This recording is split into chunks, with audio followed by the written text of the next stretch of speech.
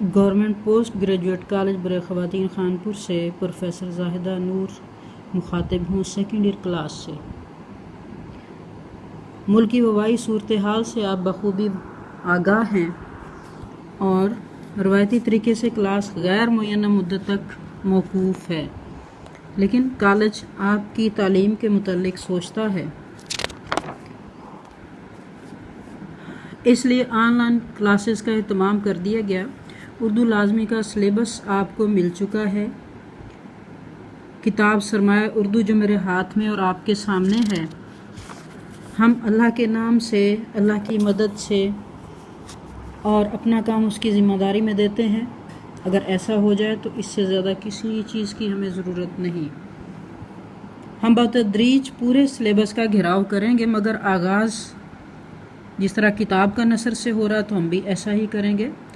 نثر پر سوال 3 طرح سے ہوگا: تشریح بحوالہ سیاق و سباق اور متن، خلاصہ، اور 10 نمبر کے 2 جز معروضی حصہ میں ہوں گے نثر۔ اس وقت پہلا چیپٹر جو ہم کر رہے ہیں، مناقب عمر بن عبدالعزیز،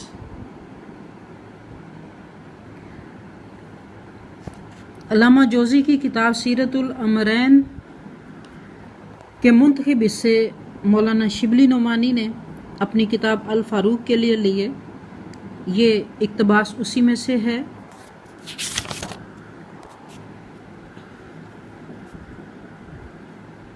عمر بن عبدالعزیز کو ان کی قرآن و سنت کو زندہ کرنے اور عمر فاروق کے انقلابی طریقوں پر عمل پیرا ہونے کی وجہ سے 5واں خلیفہ راشد مانا جاتا ہے۔ چند نمایاں اور اہم کام جو عمر نے کیے: خطرات اور دباؤ کے باوجود غیر منقولہ جائیدادوں کی دستاویزات کو کاٹ کر پھینک دیا اور جائیدادیں رعایا کو واپس کر دیں۔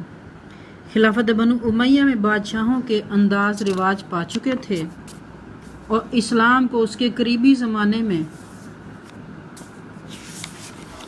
پس پش ڈال دیا گیا تھا، لیکن عمر نے اپنے طور پر درستی کی بھرپور کوشش کی اور اس نے 2 علماء کو، 2 متدین اور راست باز علماء کو اپنے ساتھ رکھا کہ میں غلطی کروں تو مجھے ٹوک دیں۔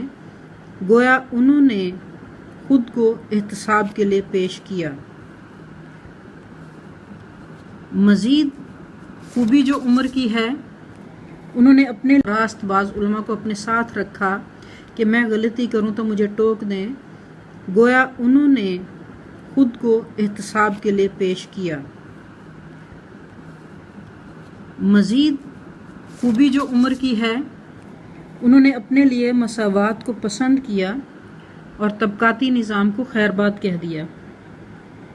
اپنے آپ کو عوام کے برابر رکھا، جیسے اس سبق میں واقعہ ہے کہ رات کو مسجد جانے پر ایک بندے سے ٹھوکر لگی، اس نے ناراضگی سے کہا کہ تم پاگل ہو۔